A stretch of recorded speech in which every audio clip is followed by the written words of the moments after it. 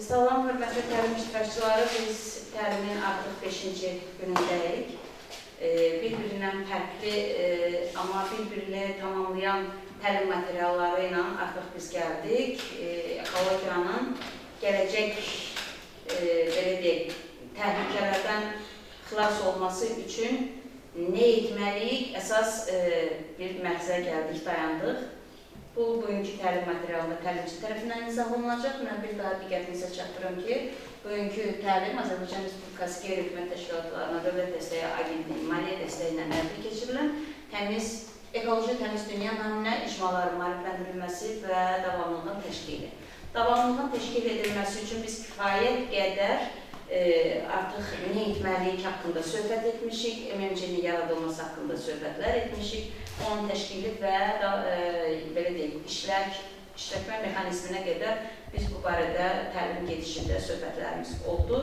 Bu gün isə bizim təlimçimiz Rüsət müəllim Şərbətov sizə ekoloji təmiz dünyanı yaratmağın başqa bir, biz onu necə saxlamaq yolunu indiyə qədər öyrənirdik, təkrarlayırdıq və yaxud da ki, yeni bir mexanizm yaradırdıqsa, biz bugün o dünyamızı necə təmiz tutaq və aldığımız havanı, oksigeni necə gələcək nəsillər də bizim qədər bol alsın deyə sualının, mən bilən, cavabını axtaracaq. Buyurun, Şərbətov.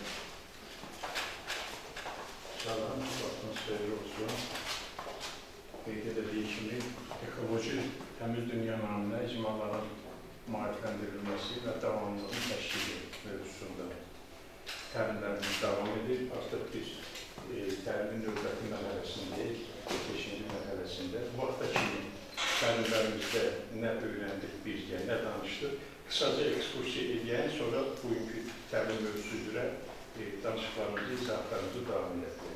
Biz ilk təlimlərdə öyrəndik ki, ekologiyaya ziyan gətirən, atmosferə buraxılan emisiya qazları, zərərli qazların azaldılması, mümkün qədər sıfıra endirilməsi idi. Bu emisiya qazları nədir? O haqda danışdıq. Karbon qazıdır, kükürt oksid birləşmələridir,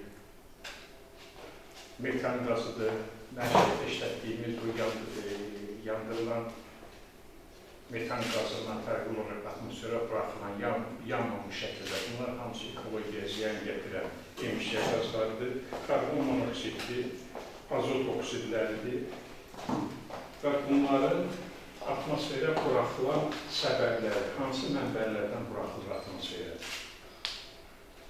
Zavodlarda, avtomobillərdə, müxtəlif sənaye müəssisələri qeyd edildiyi zavodlarda, eyni zamanda enerji istehsal edən müəssisələrdən və nəhayət bizim üçün gündəlik məişətimizdə, həyatımızda rastlaşdığımız məişət tullantılarında atmosferə buraxılan qazlardır. Zavod, fabriklər, maşınlar, elektrik enerjisi istehsal edən müəssisələrdən atmosferə buraxılan qazlar başında danışmışıq. Yəni ki, sizin hər birinizdən bunu sorğu etsəz, kifayət qədər məlumatlı şəkildə deyərsiniz ki, maşın işləyir, ümumi şəkildə deyək də, nəqliyyat işləyir, qazlar atmosferə buraxılır, bir yük. Zavod, fabriklərin, müxtəlif sənaye müəssisələri işləyir, atmosferə söz yox, indiki müasir texnologiya ilə filtrlər qoyulur, mümkün qədər buyurun. Mümkün qədər qarşılanmadan, amma güclənir. Və digər sahədə enerji istehsalı ilə bağlı müəssisələrin də atmosferə buraxdığı dediyimiz kimi emisiya qazlarıdır. Bizim nümunəvi timsalda dedik, su elektrik stansiyalarında kifayət qədər belə zərərli atmosferə buraxılan qazlar azdırsa, istilik elektrik stansiyalarından kifayət qədər atmosferə zərərli qazlar ayrılır.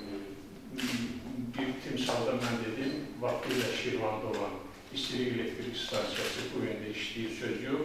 İndi az-çox müasir texnologiyanın o zərərli ayrıcıların hamısını filtrasiya edirlər, amma buna baxmayaraq atmosferi düşürür. Və nəhayətdə bizim timsalımızda məişət tullantılarıdır. Biz həyətimizdəki bütün məişət tullantıları yürüyə bir yerə tökülür ya da yandırılır, atmosferə kifayət qədər zərərli maddələr buraxılır. Yəni dediyimiz kimi ümumi şəkildə emisiya qazları ayrılır. Bu da bizim atmosfer üçün cəmiyyətimizdə insanlara vurduğu ziyanların hamısını siz bilirsiniz. İstəyir flora və faunaya vurduğu ziyanlar, eyni zamanda bizi demək bu planetin canlı, ağırlı, şuur hissəsi olan biz insanlara vurduğu ziyanlar, müxtəlif xəstəliklərə tutulur, müxtəlif bronxial xəstəliklərdir və s. Bu haqda geniş danışmışıq, hər biriniz bilirsiniz bu haqda. Mən sadəcə xüsusi edirəm. Növbəti təlimlərdə biz öyrəndik təşkilatlanma nədir, idarə etmədə təşkilatçılıq nədir və icma liderliyi.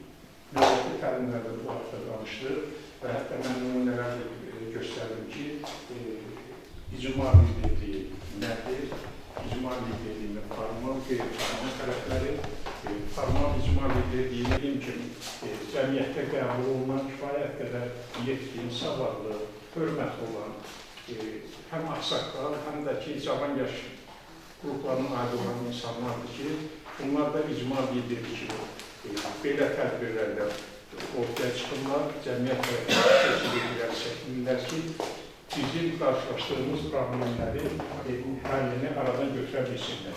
Bundan sonra biz məişət tullantılarının bir təlimimizdə yığılması, çeşidlənməsi, təkrar emala verilməsi ilə bağlı bir təlimdə də sizinlə söhbət apardıq.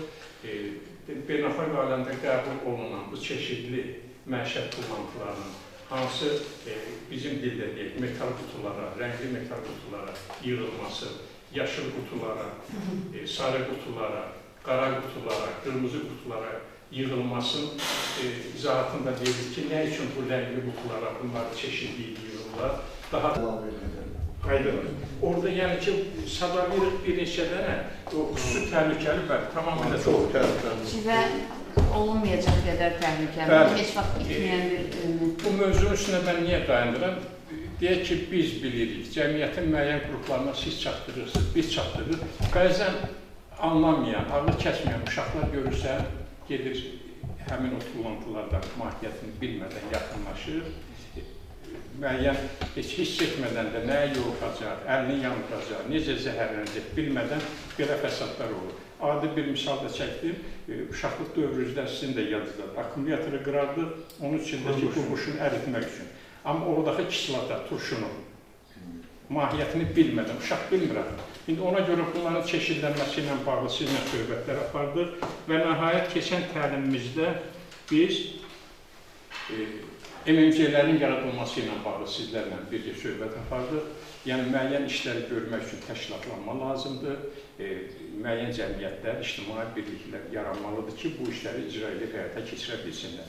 Bütün bunların hamısının da fonunda bizim üçün gələn, yəni bu icmanın üzərinə gələn iş əsas mahiyyəti etibarilə deyirəm və zavod, fabriklər bizdən aralıdır. Bizim gündəlik rastlaşdığımız məişət tullantılarının kənarlaşdırılması, onun mümkün zərərlərinin azaldılması məqsədi güdür. İndi bugünkü təlimimizdə artıq bununla bağlı biz nə etməliyik? Yəni, əsas, belə deyil, işimizin mahiyyəti budur, amma layihənin təməl işlərindən biz davamlılığı təşkil etmək üçün MMC-nin qurulması haqqında kifayət qədər söhbət etdik və demək olar ki, netləşdirilmişik. Artıq digər işçi qrup var ki, MMC-nin yaradılması haqqında artıq fəaliyyəti icra edir. Amma bugün biz dünyamızı necə xilas eləməliyik? Yəni, evimizin içi də bizim dünyamızdır, çölü də bizim dünyamızdır. Evimizin içini nə qədər təmiz saxlayırıqsa, deməli cəhd eləməliyik ki, çöldə də o içəridə təmiz hava almaqdan ötürü əməlləri icra edək. Onu da ki, təlimçi yəqin bizə bugün çatdıracaq. Bugünkü mövzumuzda da ekoloji təmiz dünya naminə maarifləndirmə və davamlılığın saxlanılması, artırılmasıdır. Ekoloji təmizlik, ekoloji dünya naminə, təmiz dünya naminə tədbirlərdən biri bizim üçün seçilən müxtəlif ağacların əkilməsi, yaşıllıqların salınması, dekorativ ağaclar, güllərin əkilməsi və bu sahədə biz bugünkü müzakirələrimizi aparacağıq. Yəni, bu çox böyük və ciddi məsələdir. Nə qədər ətrafa ziyanlı qazlar ayrılırsa, biz mümkün qədər bunun qarşısını almağın bir yolu və ən etibarlı yollardan da biri odur ki, yaşıllıq mövzusudur. Yəni, bunu görürük, biz də rayonumuzda çalışmalıyıq ki, həmin onu kampaniya kimi yox, kampaniya olur, keçir.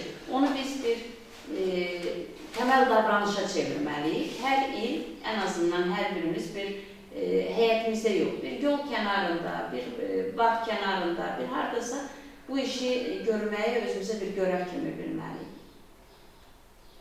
Bu tədbirlərin icrası üçün, ümumiyyətlə istənilən tədbirlərin icrası üçün maliyyə qaynağı, maliyyə dəstəyi olmalıdır. Bizim bugünkü mövzumuzda ağac əkini, gül əkini və bu tip yaşıllaşdırma zolaqlarını, qazon dedikdə abadlaşdırmaq üçün bunların əkilməsi, salınması üçün maliyyə haqqında təbii düşünməliyik. Burada da biz əsas nəyə götürürük? Mümkün qədər az maliyyə xərci altında belə işlərin icra olunmasıdır. Misal verirəm, deyək ki, büyük vəsaitimiz yoxdur, gedək, deyək ki, Masallıdan və yaxud da ki, şimal rayonlarımızda hər hansı bir ağacları və yaxud da ki, gülləri alaq gətirək ki, əlimizdə də maliyyə yoxdur.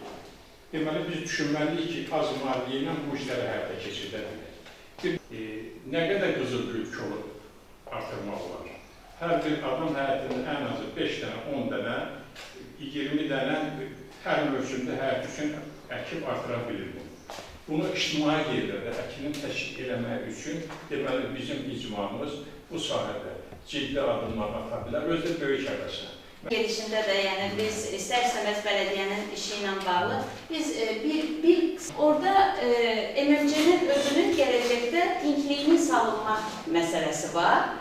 Yəni, iqlimimizə uyğun tut ağaclarını həm çiling deyəcək, yəni Fürsət müəllim deyəcək o barədə, çiling və toxumdan böyüdülmək məsələsi var. Biz yəqin ki, bələdiyyə bizə çox böyük, yox, bir sol, iki sol, bir yer ayırar, uyğun bir yer. Həmin ərazidə biz tinkliyimizi salarıq və biz icmamız olaraq heç yerdən ağac gətirməyə ehtiyac yox.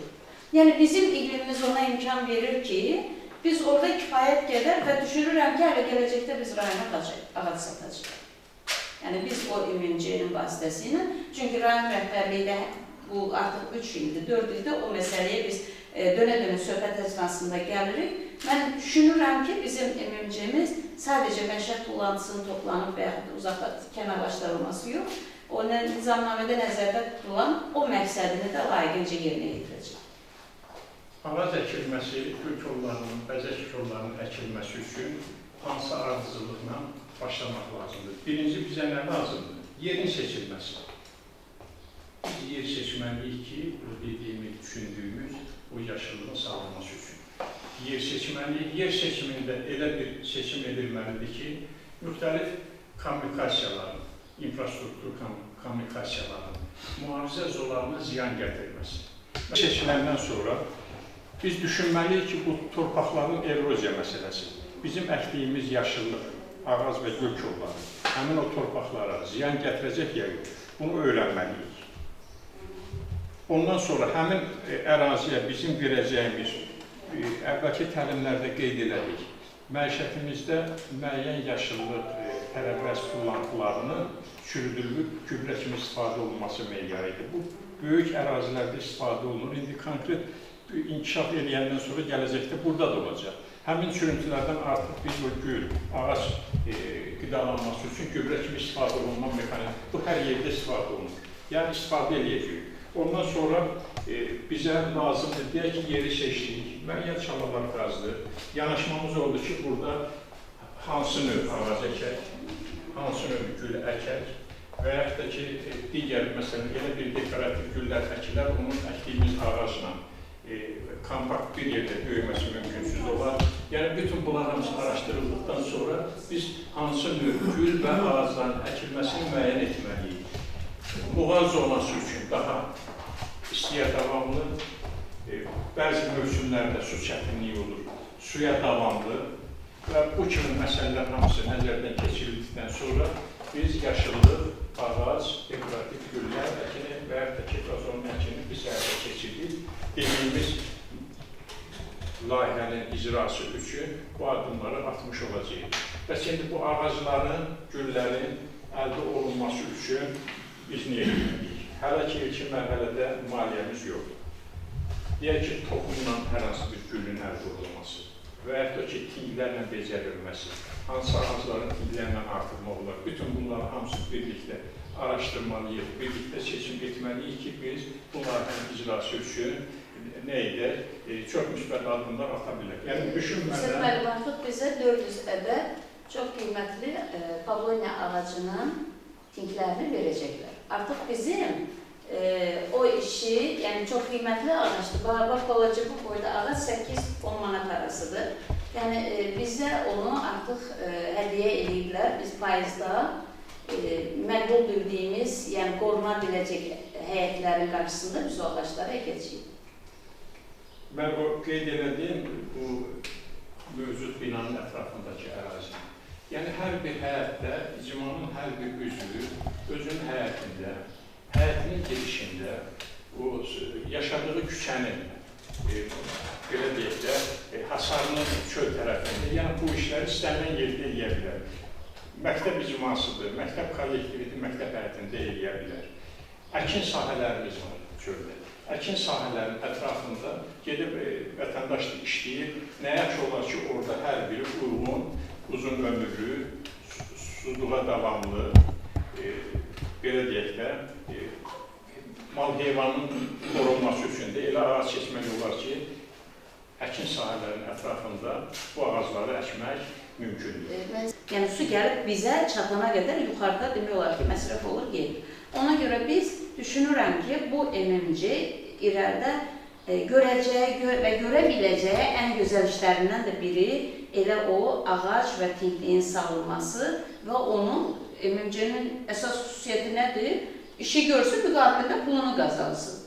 Bir sahibkarlıq subyekti yarada biləcəksə, qoy o da o işini görə bilsin. Bu dediyim mövzu ilə bağlı elə bircə siz də fikrinizi deyərsiniz, mən də müəyyən bir proqram əsasında fikirlərimi deyəcəm. Nə etmək olar ki, icmamızın bütün üzvləri belə işlərə səfərbər olsun? Necə müsbət adım atmaq olar? Bax, yəni siz də düşünün, mən bir neçə indi təklifimi deyəcəm. Elə işlər var ki, doğrudan da insanlar ona belə cəlb olunanda böyük həvəslə eləyirlər. Məsələn, pilot layihələr seçilir və yaxud da ki, müsabiqə elan olunur ki, ən yaxşı həyətin girişi, ən yaxşı küçə, belə bir şeylər olur, belə deyək də, müsabiqə kimi. Deyək ki, icma bir müsabiqə elan edir, Döyüşlüdən, Əskərabaddan, Əmənkətdən, Ağabkətdən, Osübəliyə qədər bir gün baxış edirlər ki, kimin həyətinin girişi, küçə tərəfi və yaxud da ki, hansı küçə Ağlay döşənmiş yox, Ağlay döşənsin, daş döşənmiş yox. Gülünlə, çiçəyinlə, təmizliyinlə. Məsələn, həmin o birgə baxışdan sonra sizi inandırım ki, yüzlərlə ailə eşidəcəklər ki, misal deyil, bizim nümayəndə Xəlilov bu müsabiqədə oldu. Həyətində gözəl gülsün. Oraya kiçik bir həvəsləndirici qoymaq lazımdır. Yəni, insanlar simbolik şəkildə. Fakta var elə. Gözəl bağ salıb, həyətində səliqə saxman, yaradıb yaşıllıq baxımından, həyətinin küçə tərəfində gözəl güllər əkib becərir, doğrudan da ki, çox nümunədir. Və ona müəyyən müsabiqənin nəticələrinə görə həvəsləndirmək üçün nəysə bir mükafatmır və yaxud da ki, sosial şəbəkələrdə onun yayılır. Bütün bunlardan sonra sizi inandırın, yüzlərlə adam o işin böyük həvəsinə qoşulacaq. Sadəcə düşünəcəm ki, Xəlilovun girişində bir gözəllik var, məndə niyə olmasın?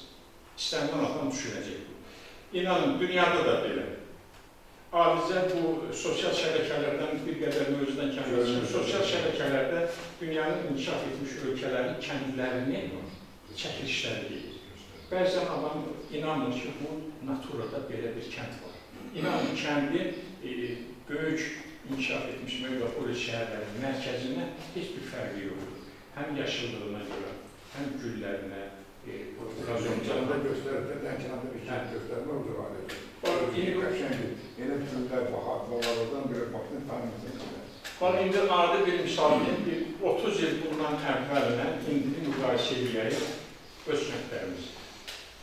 Həyat bacalarımızın girişində, abadlıqda nə qədər irəliləyiş var? Nə qədər səliqə səxman var? Bir 30 il bundan əvvəl dünya baxışımız bambaşqa idi, qapalı bir dövlətdə idi. İndi müstəqil dövlətdir, dünyaya çıxırıq, öyrənirik, dünyadan gəlindir. İndi özünü müqayisə edir.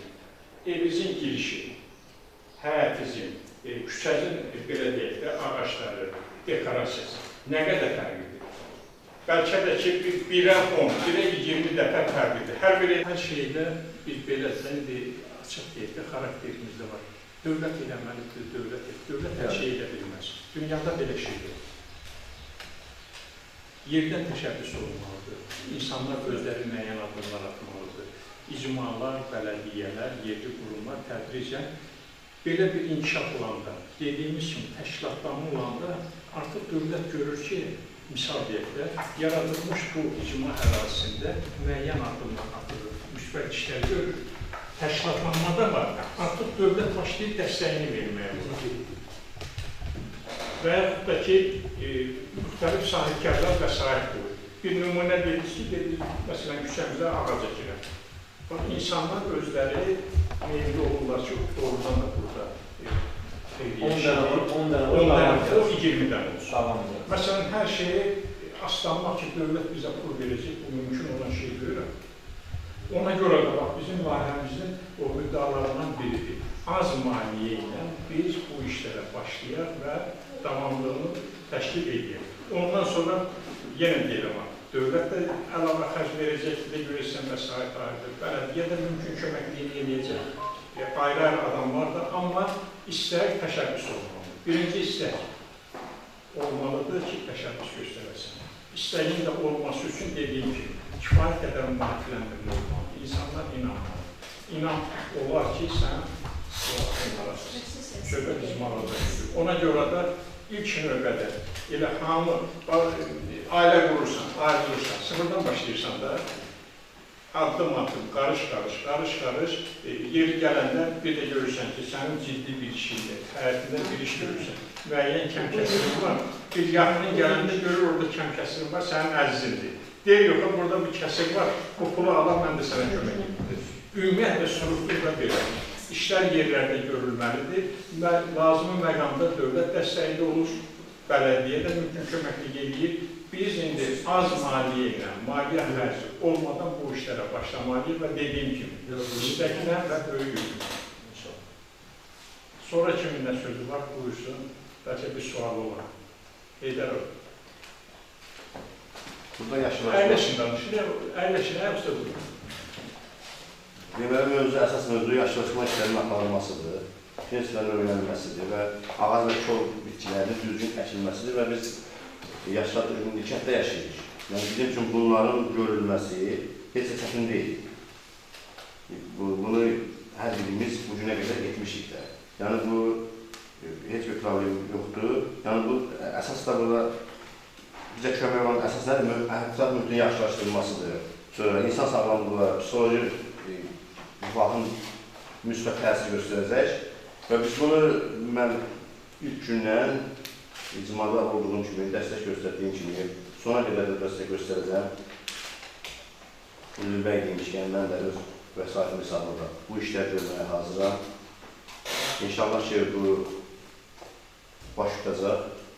Biz düşünməyək, məsələn, mən demirəm ki, təlim iştirakçıları, icma üzvləri mütləq deyilən bir şey var, özünün vəsaitini xərcləməlidir falan.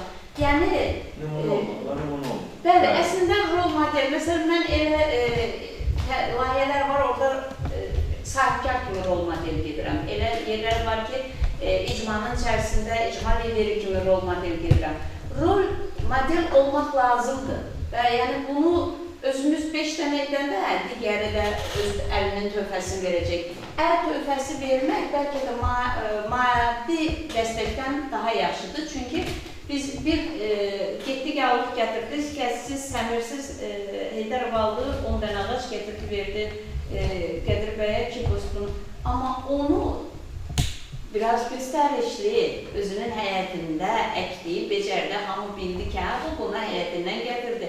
Mən ona xərc çəkmədən, mən də həyətimdə eləyə bilərəm. Yəni, bu təfəkkürə təsir eləmək lazımdır.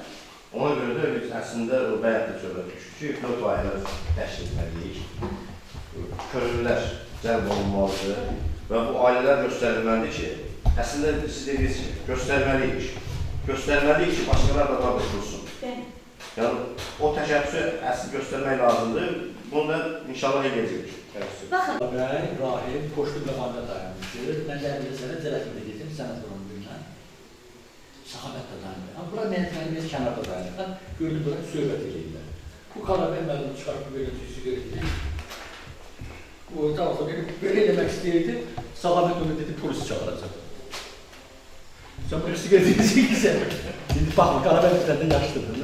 O, Qalabəy mənim belə səliqə ilə, mən də geyindən baxıram. Sonra özüm də gülmədim, dedim, deyər ki, mən getdi səliqə ilə uzadın yanında, siqaret çəkilən yanında durdu, Səxavətə baxa-baxa, səliqə ilə orada siqaret çəkdi, siqaret otdu ora.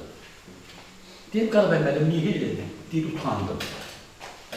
Görsən ki, adi bir adamsan, tutaq ki, Elman mənə test edirsən, nə test siqaret çəksən, nəyəsə başlayırsan, çəkinməli onun yanında siqaret çəkməklə. İstəmirsən onun yanında siqaret çəkəsən. İctimai bilmək lazımdır. Hər zaman lazım. Kəndi girəcəklərində, tutaq ki, burada yorka ağaçları əkmişik, bunun nə pisdir ki, indi onun yanına, Cəlabaddan mən gəldim, görürsən, gül kolları ilman əkirlər, onların arasında. O yorkanı tək biz qorumadıq ki, həqiqətən sağ olsun cəmaat. Həqiqətən də deyirəm, cəmaat da qorudu onu. Mən fikir verdim, bir dəfə əlaqə özümü dallarda durdum, gördüm, normal girir. 2 nəfər oradan qaçdı, o malı qapdı. Görsən ki, var, Allah bütün cəmiyyət haqqında danışmaq olmuyor. Cəmiyyət əslində maariflənməlidir və mümkün. Deyirsən, məktəblərə icazə verirlər də, daxildir. Ülbinə indi söhbət edirlər. Deyir, uşaqlar öyrətmişəmlər, maşında, məsələn, ərazi tullantını atmaq olmaz. Qoymarsan orada, mən də deyirəm ki, bu uşaq bilir ki, tullantı atılmalıdır. Amma ona izah eləmək lazımdır ki, bu tullantını belə maşını atmaq olmaz. Kiməsə xəsarət edirə bilər və ya düşər yolda partlayar, məsələn, hansısa maşın təkəri partlayar bilər. Ona görə bu maarifləndirmə ən azından özümüzdən başlamalıyıq. Erkən yaşdan olmalıdır. Əlbəttə ki, olmalıdır. Amma indi məktəblər icazə vermirlər. Təsəvvür elə, indi dərsləri siz də bizlər və kimi görür ki, biz sinifdə istarsız deyim götürək var, evi gördüm deyir müəllimə vermir misin? Sinifində boşluq olurdu, uşaq adın yazıb deyir. Təzə də parta gətirmişəm, parta yazıb, girdim ki, uşaqlar öz adını öz partına, stoluna yazıb. Yaxşı təmizlənməsə də, təmizlənsə də bu uşağı bir şey kimi də, belə olmaz deyil. Gətirdim, spirt vardı, spirtlə təmizlədim, pozanlarını çıxartdırdım. Dedim, bunu pozub təmizləyərsiniz. Əlavə dərs vardı, boşluq çıxardım. Valideyn var, sifariş günləri. Uşağı mən oraya təmizləyəmənlər göndərmişəm. Mənim uşağım günləri stolu təmizləyib, qollar ağrıyır. Heyvana, gülə çiçəyə xoş yanaşan insan formalaşdırmalıyıq. Dağıdıcı, vəhşi yox. Bugünkü təlimimiz də, son təlimimiz də o dünyamızı necə gözəlləşdirək deyərdim mövzusu idi. Və biz Dünyamalı Seyfiyevi tanıyırıq da hamımız. Darvazasından içəridə o qədər də xoşum gəlir. Yazda, indi bilmirəm, amma yazda o qədər gözəl, adi güllərlə, elə həvəslə, o qədər çox əkmişdi o adi, belə baxanda bəyənmədiyimiz gül oranı o qədər gözəl göstərirdi, adi bir şey idi. Həyatının kənarında onun təmir olmasına da bazar. Orada əlindən nəsə geçsə, orada gəlib söyləyir, orada toz düzəldir oranı. Hə, çox gözəl. Götürür, qum töküldü, Çalovun götürəcək, heç istədiyi, amma yaşı deyir ona. 80 yaşı var. Gənclər eləmir abi. Bax, eləməli deyil. Sən ağılsın. Uşaq məsələsi vardır. Onun da bir növbədə gənc valideynlər. Gənc valideynlərdən. 50 yaşlı, 40 yaşlı valideynlər eləmir. 20, 25, maksimum 30 yaşlı. Zavaldan da sözünü qüvvət olsun. Belə deyil də, köhnə nəsildən gəlmələr heç vaxt elə hərəkətlər edəmir. Bu gənc nəsil ki, boşluq dövrünə düşür. Yəni, özləri bir şey, belə deyil də, öyrənə bilməli. Bu necə deyilsə, mən həmsə deyiləm, biz 3 dənə müharibə düşmüşük. Bir əvvəlimiz düşdü birinci Qarabağ müharibəsinə. Təhsilimizdən biraz nə qədər olmaya uzaq oldu. Sonra gəldik 2020-nin müharibəsinə. İndi də cəmiyyətlə müharibə edirik. Yəni o ortalıqda o boşluğa düşən nəslin övladları da bu dəqiqə. Belə deyim, pərakəndə şəkildə həyat davam edir. İkinci tərkibində təbii şeydir, yaşıllıqların salınması, tək zibilin yığılması olmayacaq. Bəli. Yaşıllıqların salınması, ondan sonra abadlıq işlərinin görülməsi MMC-nin tərkibində olsun. Mən belə fikirləşdim. Olacaq, elə nəzərdə durur. Belə olsun. İndi o əlsi həmin o, oranı tutaq ki, direktor olacaq da, direktor olacaq da. O indi orada nə tərkiblər yaradacaq, gələcəkdə məsələsini tutaq ki, yəni mən deməkdə məqsədim onların ibarədir ki, bu MMC-ni idarə edən adam savadlı olsun, ondan sonra biraz dünya görüşü olsun, bu tərkiblər buna birləşəndə yaradır, bunun həm də onun orada yaradıcılığı olsun. Tutaq ki, mən deyirəm ki, Vüqar, sənə traktor vermişdilər, get yenə, Vüqara traktor vermişdilər, get yenə dışarıda qılan kanalı qazacaqsan. Vüqar ilə gedib o kanalı qazı gəlir. İndi Vüqar deyirəm, sən ora gedənəcək, yolda məsələn, 5 dənə salı görürsən, onu eminim mən deməli diyor, sənin yaradıcılığın olsun. Hər gedəndə sən orada bir dənə çalanı doldur. Bu yaradıcılıq olsun. İllərdir o davam edir. İllərdir, neçə dəfələrlə bunu deyirəm Tatam xanım. Elə biz bunu deyirəm ona. Çünki niyə? Sanat dərəcə o dərəcəyə çatmır. Bunu sənə nə qədir deməlidir, nə icra nümayəndəsi, nə elman, nə kimsə, heç kim. Mənim yaradıcım, mən insanım. Mən bilirəm ki, buradan gedirəm. Qədir də gedir, Üstad da gedir, elman da gedir. Hər gedəndə sən 2 dənə çalan doldursan ne olar? Burada böyük bir elm də lazımdır. Ona görə mən təklif olmalı ibarətdir ki, mən də təklif edirəm, mən təklif edəcək, mən bir eləmərəm ki, burada fəaliyyət göstərən adam savadlı olsun, ondan sonra yaradıcılığı olsun, ondan sonra ora əlavə, tutaq ki, həm MMC yaranacaqsa, yaranacaq Allah qursa, onun tərkibində yaşlıqların salınması, ondan sonra o idarədə əlavə kilmişi mənbət gətirək. Bəs Qədir bəy, elə axşam oturub onu fikirləşirdim ki, nizamnamənin içində nələri əlavə edək. Nizamnamədə olanlar mütləq MMC-nin yaradılması üçün pullar var da.